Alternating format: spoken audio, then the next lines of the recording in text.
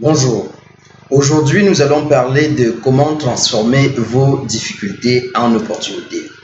En réalité, beaucoup de personnes, quand ils font face à l'adversité, quand ils font face aux difficultés, ils se posent la question de savoir comment est-ce qu'ils feraient pour transformer cette difficulté en opportunité.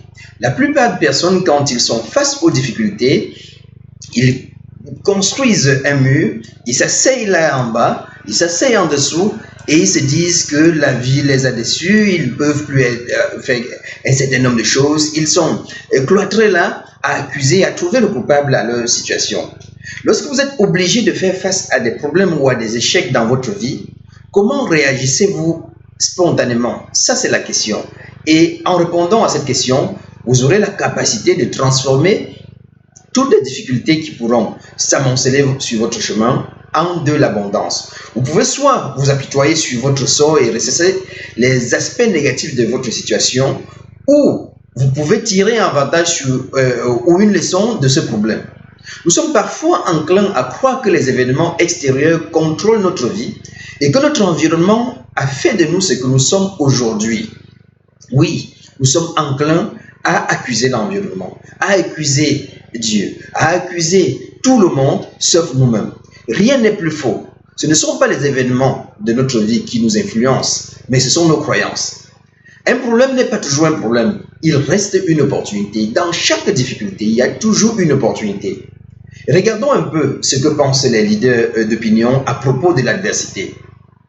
Il y a par exemple Marquez qui dit « Pas de pression, pas de diamant. Vous n'aurez jamais de diamant si vous n'avez pas de pression. » L'adversité est une excellente enseignante, c'est Benjamin Franklin qui le disait.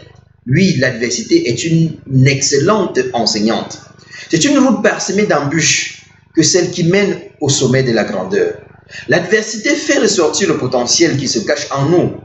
Vous voyez, ces exemples démontrent l'impact que la croyance peut avoir sur notre intelligence, notre santé, nos relations, notre créativité, également notre degré de bonheur et de réussite personnelle.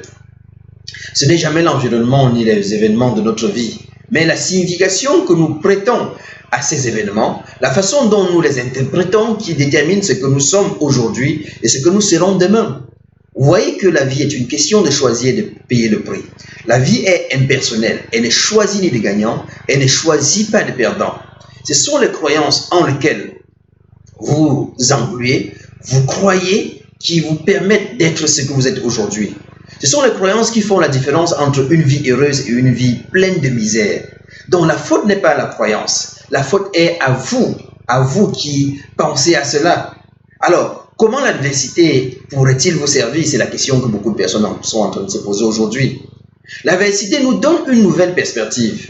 Après l'adversité, vous êtes capable de vous élever au-dessus des contrariétés de la vie quotidienne et vous concentrer sur les choses qui sont réellement importantes dans la vie.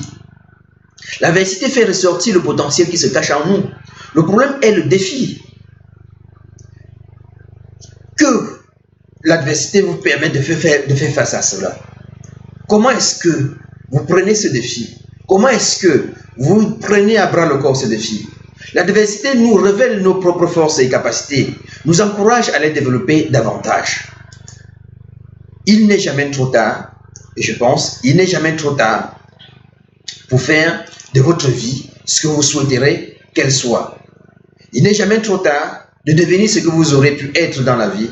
À partir d'aujourd'hui, si vous prenez la décision de devenir ce que vous voulez être dans la vie, c'est important, prenez votre vie en main.